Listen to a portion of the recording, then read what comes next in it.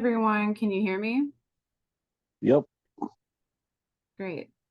So I have Shay here from Always There Staffing. So she's gonna kind of do an introduction, bit of a presentation on that agency and talking about some misconceptions of staffing agencies, and then just sort of do an engaging conversation. If anyone has questions, you can either ask or by using the chat, or we'll try and relay the questions here from Zoom, but um, sometimes I miss things. So if we can just throw those questions into the chat, that'd be great. But also she has a lot of really great information here she's going to send with me to have at the office in case anyone would like that information. And from there, let's see. Oh, and we got May bus passes. So for those of you that are currently seeking employment, don't have transportation, let me know. We have unlimited monthly bus passes for May that I can get you set up with. We have some upcoming trainings. We have CPR, we have Noxalone training, we have changing the narrative, and then we have Advocacy 101. I've been annoying the hell out of everyone lately by sending those flyers to your cell phones. Those trainings do require registration, so if you're interested in that and didn't receive the flyer for whatever reason, let me know and I'll send that stuff out again. Classes are filling up. I believe there's 3 more spots for CPR first aid. It covers AED training as well, and the program is paying for it, so you don't have to. So with that, I'm going to pass it to you, Shay. Hello, I'm Shay with Always There Staffing. We're an agency that is in Hibbing. We have 3 locations. We have Hibbing, Grand Rapids, and Bemidji. So we cover all of northern Minnesota for the most part. Hibbing covers all of St. Louis County, virtually everything here. And then Itasca County and over is going to be our Grand Rapids location that handles the positions over on that end. I do have a flyer with some of our current openings that includes Grand Rapids as well. It's just the titles, where they're located, and then the pay rate that's included on that. And what we do is we work with different businesses within the area that are looking for employees, and we partner directly with them to source for those positions. So our positions change quite frequently. We don't have fees for our employees or anything like that. There are some agencies that are in other states and things like that that do that. We do not. So you wouldn't expect to see any fees or anything like that involved. I know some people think that that does happen. Pay rates are set by the companies that we work with, so we don't set those either. We do an initial interview. So if you did apply with us, we would set you up with an interview. We prefer those to be in person. However, we do offer interviews over the phone as well for those that have transportation issues and that sort of thing. So that is an option. And then once it's interviewed, we take notes and everything during the interview to get a good idea of qualifications and then what you're looking for, so that we can compare that to the positions that we have open and available. And those change all the time, and you stay available in our system until you request to be inactivated. And then if something comes up down the line where you're looking for work again, all we have to do is reactivate your file. So it's kind of quick and easy from that perspective. I don't have much of a structure to this presentation, so it's more of a question answer sort of thing. So if you have questions, please let me know. I do. Sure. What is insertion and conversion coding? So that's one of our clients that has, it's a manufacturing position. Oh, okay, that's one. Yeah, so that's a very specific position in one of the manufacturing companies that we work with. Okay. On our website, we do have descriptions of each job that's currently available and what their requirements are. So we connect to our code. Yeah, it will. Cool. So that's we try to keep our website up to date as much as we can. There are some positions that we have that don't make it onto the website because we fill them before they even make it that far. Mhm. So what you see on the website is not always all we have. Sometimes we have other things that we just haven't posted yet. You know if the transit goes to Detroit diesel, I think it's about something like that. But yeah, It does. it go there? does. Okay. They usually, what they do is they usually coordinate their bus schedule with MDI. Yeah. Because MDI It's usually right has a there, bus too. that goes through. Yeah. So they try to coordinate with that. So sometimes because the scheduling is a little bit different from the hours worked at MDI than the scheduled hours at DMR, Okay. the bus will be there early or late. So you have to kind of pay attention to the scheduling for the bus for that. Right. I'm just, But yeah, we have worked with a bus for that before. yeah, I'm just curious, I don't know if I. Kind of asking for others too. Yeah. So, And if you wouldn't mind like repeating their questions so everyone can hear. Oh, each sorry, other. she was asking about the bus schedule in DMR and whether or not they go there, Okay. and they do. Some of the locations on Highway 37 are. Yeah, so Questionable folks for the that bus. haven't utilized always their staffing, the first point of contact can be done through the website, or they can walk in? They can walk in, they can apply online, you can text our mainline number even. We're very open to any communication. Okay. Yeah, and it looks like everything about that is at the bottom of this. Yes. Okay. Perfect. Now, if someone's interested in a position that's on this list, but don't qualify, like they don't have the right certification in place or whatever, do you then make a referral to like the workforce center or the career force center rather? Or do you get them connected to like a local college, or is there anything? We have some resources that we keep pamphlets and things like that in our lobby. Mhm. But as far as actually like coordinating those efforts, not necessarily. It depends. Mhm. There have been times where we've done those types of things before. And a lot of our clients have specific requirements, and sometimes they have classes that they'll set up themselves. Mhm. So for instance, there is a client that we work with that does industrial labor and they require MSHA training.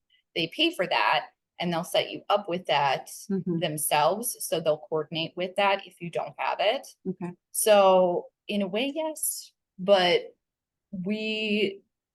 it depends on what our clients are offering and how they offer it to them. Mhm. So if the resources are available, we'll definitely share it Okay. if we know about them. Yeah.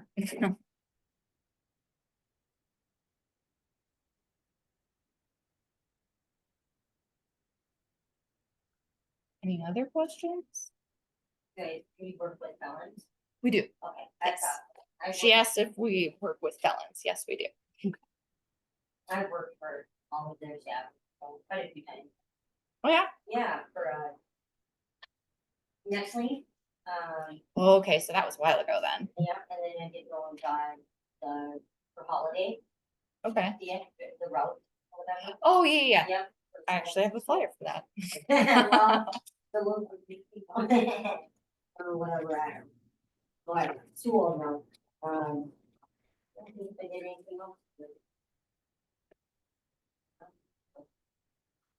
Yeah, Yeah, those are some good things to bring up, actually. We get, there are certain things that we have that come up that are a little bit more flexible or part-time.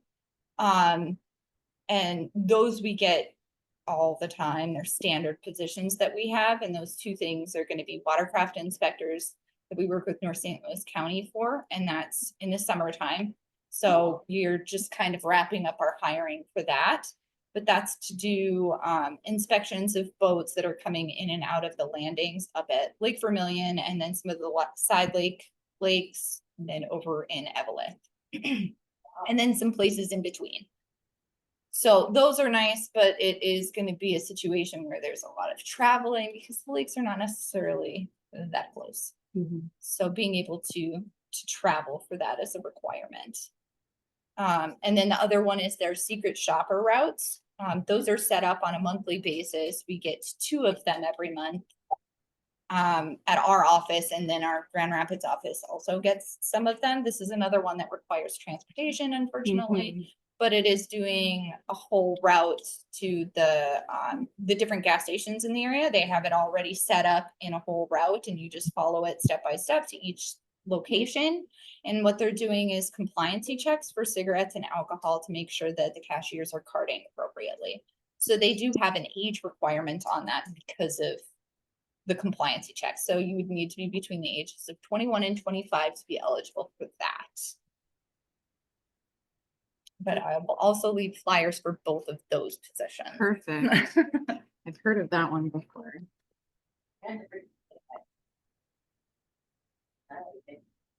Yeah, and they're just day jobs, so it's nice for like extra money and things like that. People usually do them alongside other part-time jobs, or if they've already got a full-time job and they're just wanting to pick up an extra route for some extra money. Are these for us? Yes, or- you can have Okay, those. perfect. Thank you.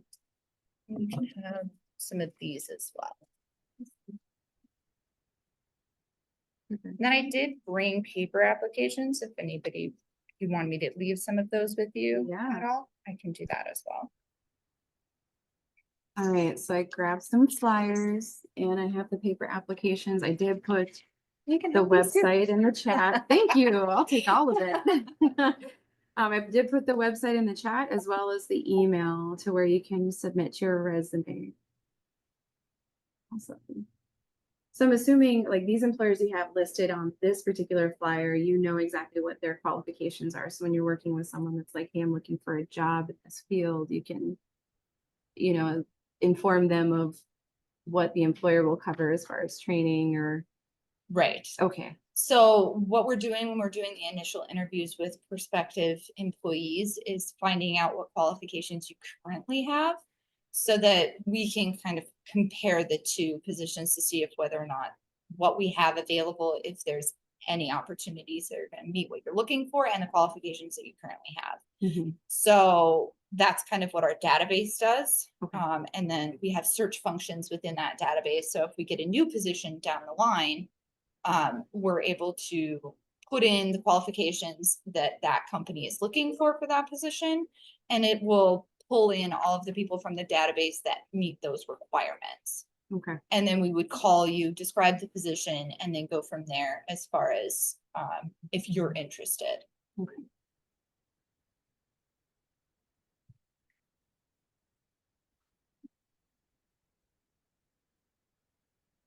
This paper application is available on the website as well, right? Yeah, so we have our online application that is very similar to that, and then we have paper applications in-house, but you're able to apply with your resume as well. And there's a lot of stuff on There there. is. All the way to White Lake. Yeah. Do you want to just go over area. that list so that they know? in Sure. season? Okay. So we talked about the secret shopper and the watercraft inspectors. We've got a teacher's aide position set up in Hibbing. They periodically look for additional subs, and then sometimes they have full-time or part-time openings. So we just sort of keep that one open on standard.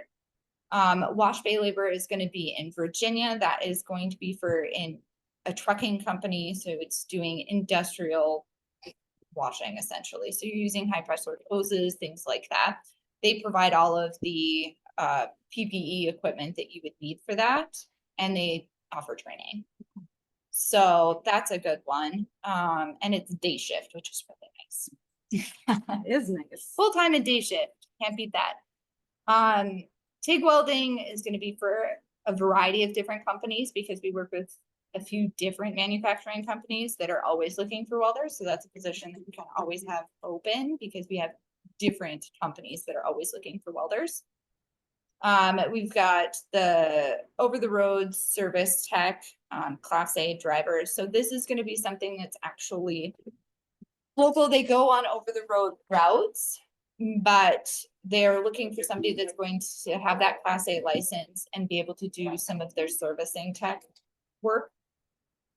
And then the pay is gonna be kind of dependent on qualifications for that one. Got HVAC technician in the Virginia Duluth area. Copier repair tech. That's a very niche position, Mhm. just because they're looking for somebody that does have experience in that. Gutter installer, that's another one that's gonna be part-time to full-time. They'll do some training.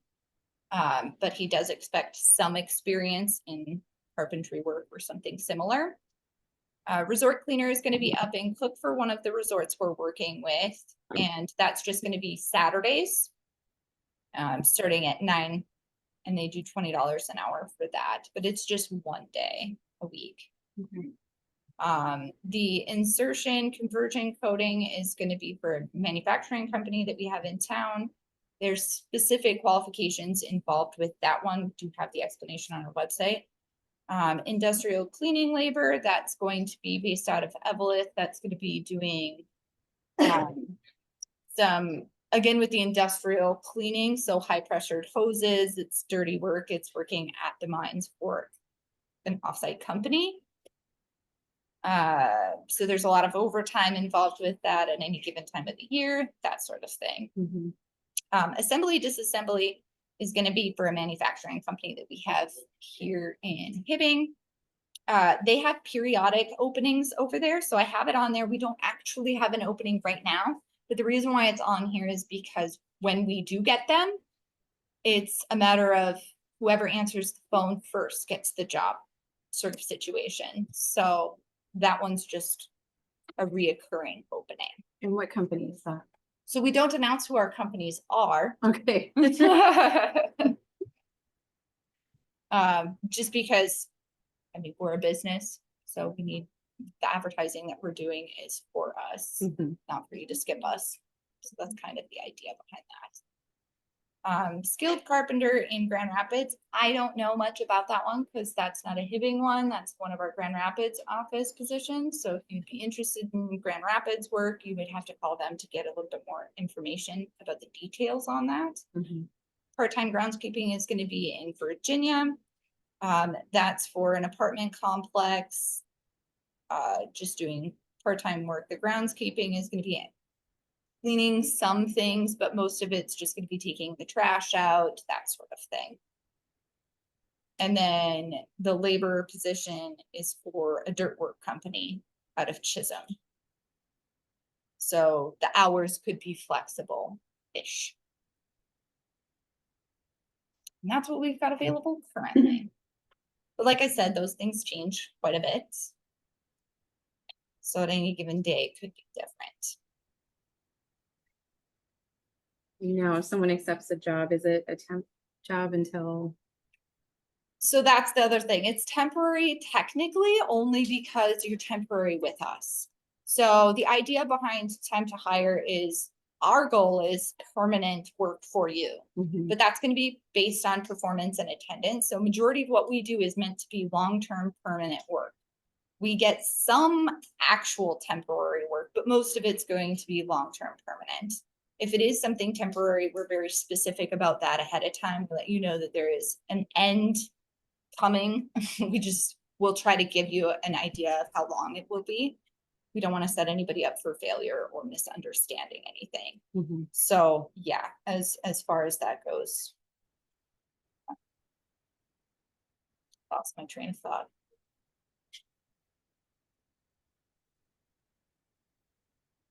Yeah, I mean, it definitely like they're like, it's like a trial run, kind of.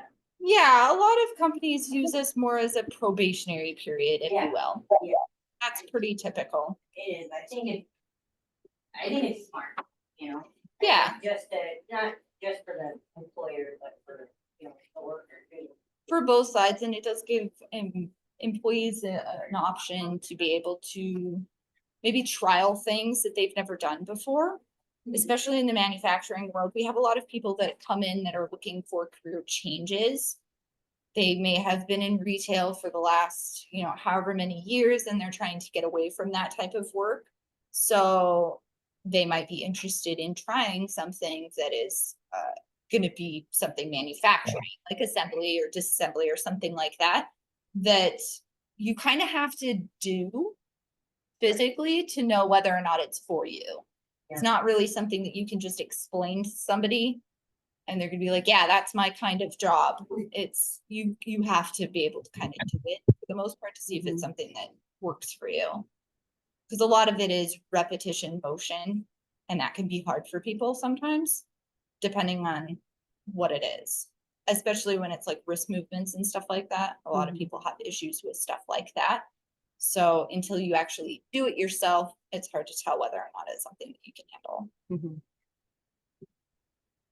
Now, if someone doesn't do well in a particular job, as far as like maybe they called in a couple times or whatever, does that disqualify them from perhaps finding another position Through us? through you? No, It not doesn't. necessarily. Okay, no. so it doesn't. Now, what would be disqualifying factors of closing a case or closing a file? Case by case basis. Mhm. Obviously anything that's going to be policy violations that are extreme cases like violence in the workplace or things of that nature, absolutely that is something that would disqualify you working with us in future.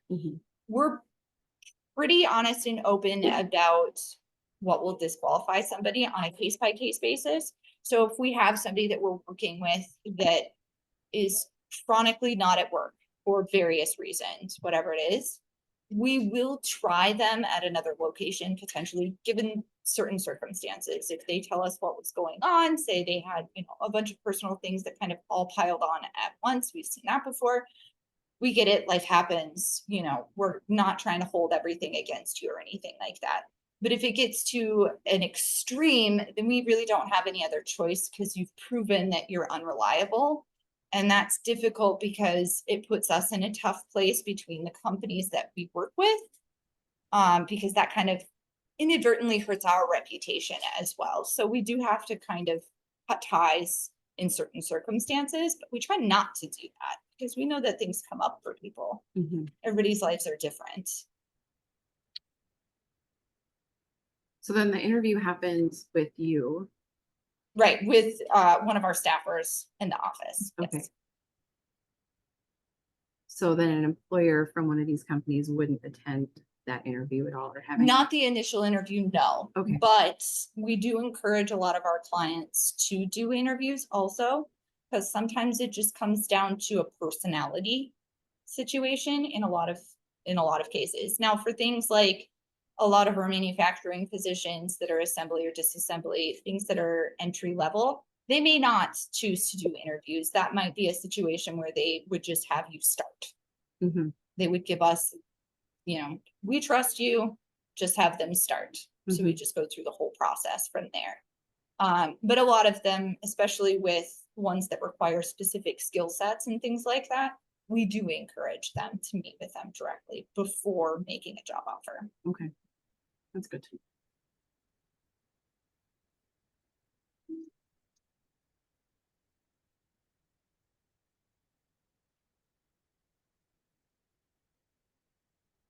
Any other questions? I haven't seen anything come through on Zoom. Oh no.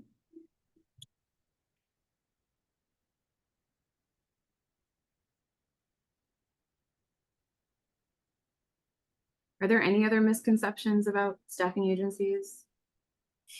I'm trying to think of some of the questions that I get frequently.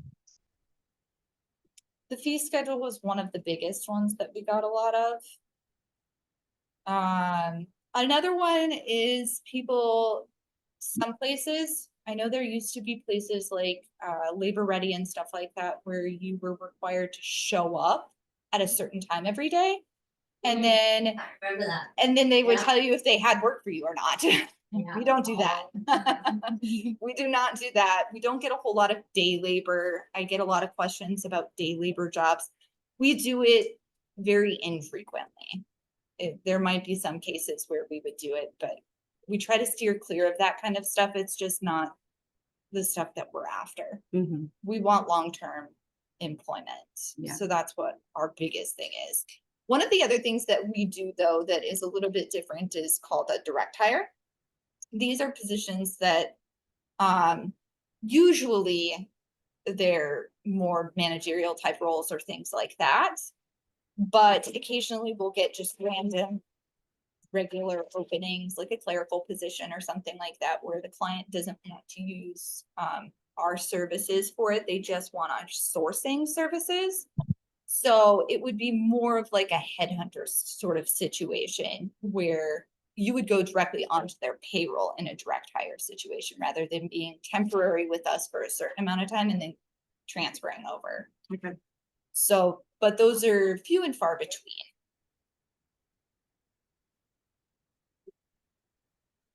Anybody does a daily job, they want No, it's kind of a hard sell. to do. Wasn't that in Duluth? Where they're one? They do, actually, well, actually, people that, Is that what it is? yeah, I work for them. Okay. I think bigger cities and They a lot of bigger cities have those, just because the amount of people you would need to be able to source for that For sure. requires a lot more people. So Yeah. That's- fast food. You know, it's like, oh, you wanna work today? Okay, let's go. it is, and I know the ones in other states that I've seen they would pay daily for it. So it'd be Yeah. daily pay because it was day work. I can only imagine what their office was like. It had to have been just madness. That's how people pay me, I don't know, it's pretty instant as far as as long as everything got reviewed, Yeah. you know, that it had to show proof of or whatever. Yeah. Right. Well, we pay on a weekly basis. Right, we're not. It's pretty nice. I like being paid weekly. Like every week? Every week, yes, Nice. we pay weekly. Okay. So I know that there's a lot of people that appreciate that. We Mhm. do offer insurance, health insurance. So if you are working with us, we offer that. You're not obligated to accept the supplemental insurance designed for temporary work. Okay. So we have that. We have, it's health, dental, life insurance, and short-term disability. There's two different plans. That's one of them. And then the other one is a preventative wellness plan that's set up directly with the insurance company. So that one wouldn't be taken out of your check. The other one, we can have that removed from your check before you receive it. So it's just paid for. Trying to think of the other things.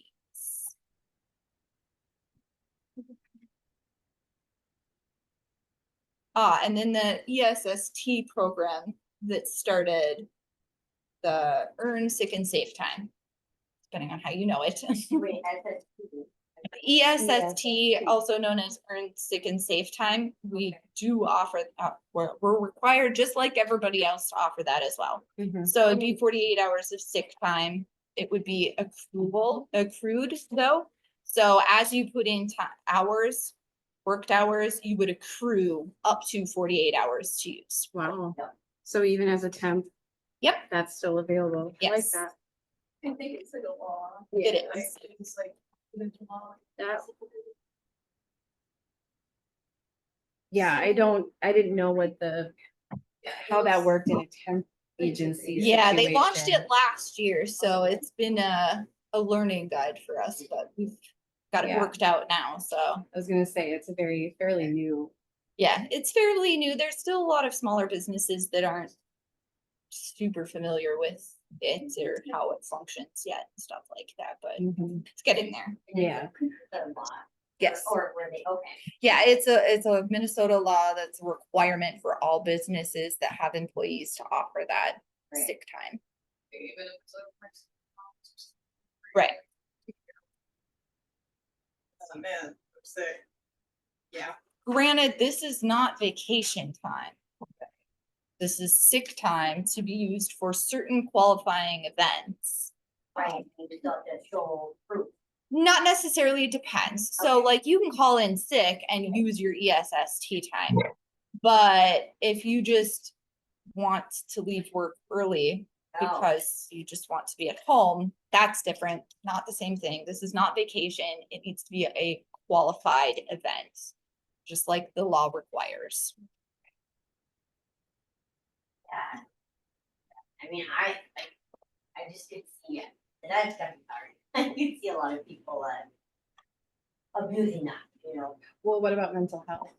So, That's one of them. okay, Yeah, there's qualifying event, the qualifying events are fairly vague. For yeah, the most part, for it's gonna now. be healthcare things, if you're sick, if somebody that you care for is sick, that you need to take the day off to care for, that's gonna be something, it's called sick and safe because they also have the safe part of it Mhm.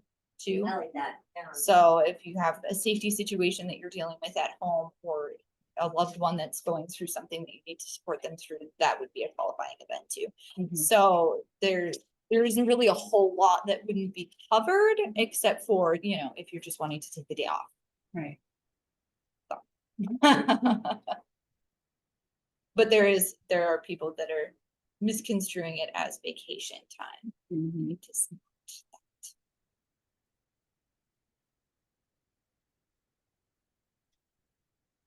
But yeah, we're pretty much just any other normal employer. We function pretty much the same.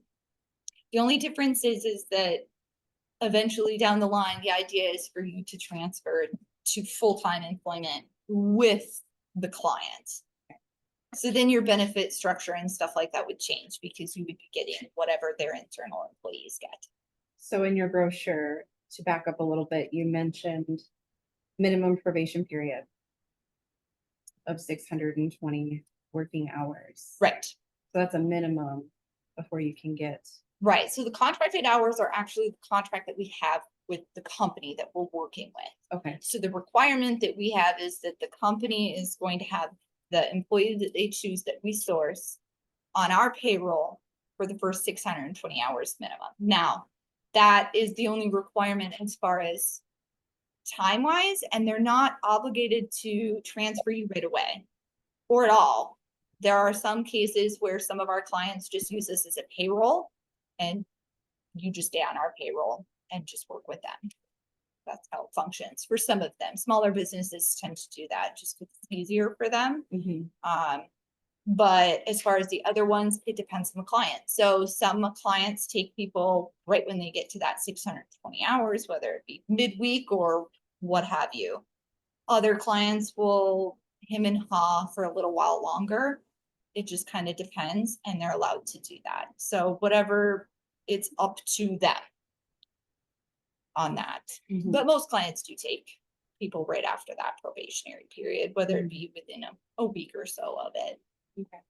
It's pretty I common. have to remember, Brand, like, I have a question, and I don't know if you'll be able to answer it, Okay. but, okay, so you said, I was just looking at the plot there, driver opportunity. Mhm. Do you guys, what if you, oh my god, what if you have to upgrade your license, like, and you don't have a class B or A qualified vehicle to take the test and. See what I mean?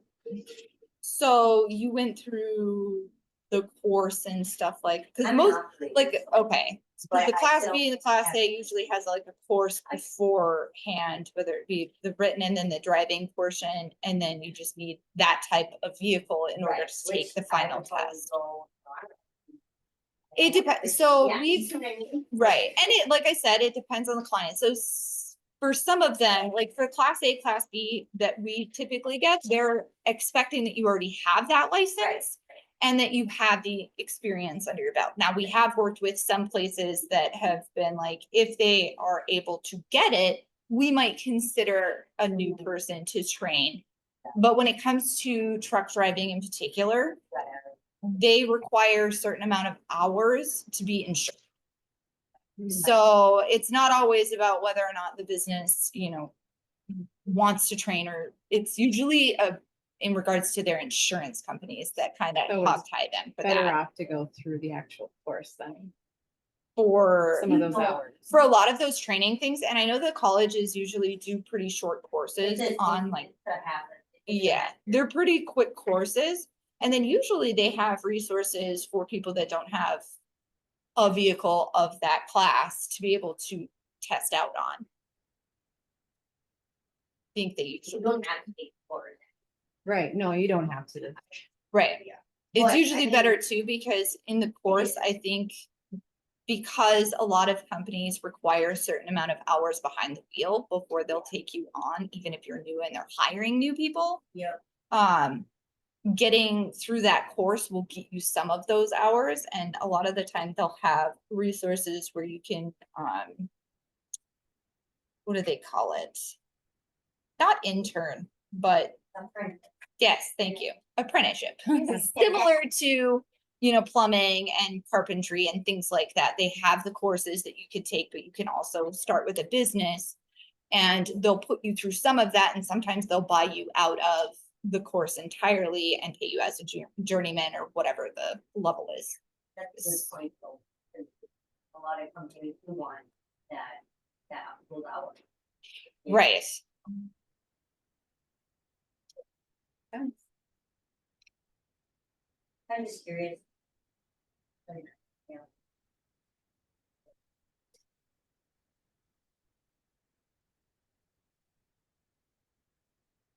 I get left wrong on on that test, written test. Then I get on my regular driver. And that's only 5 of them.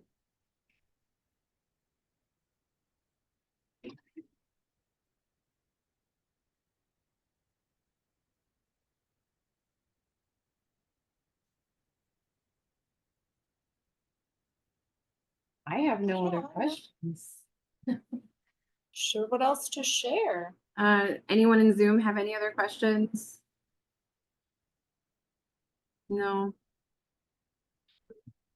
No brain busters for me? nope, it's a boring group.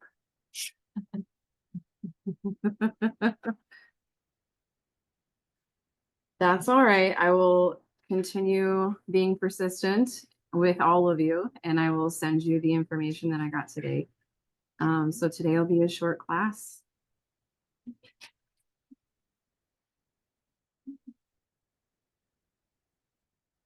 So if there's nothing else. Thanks, Jonathan.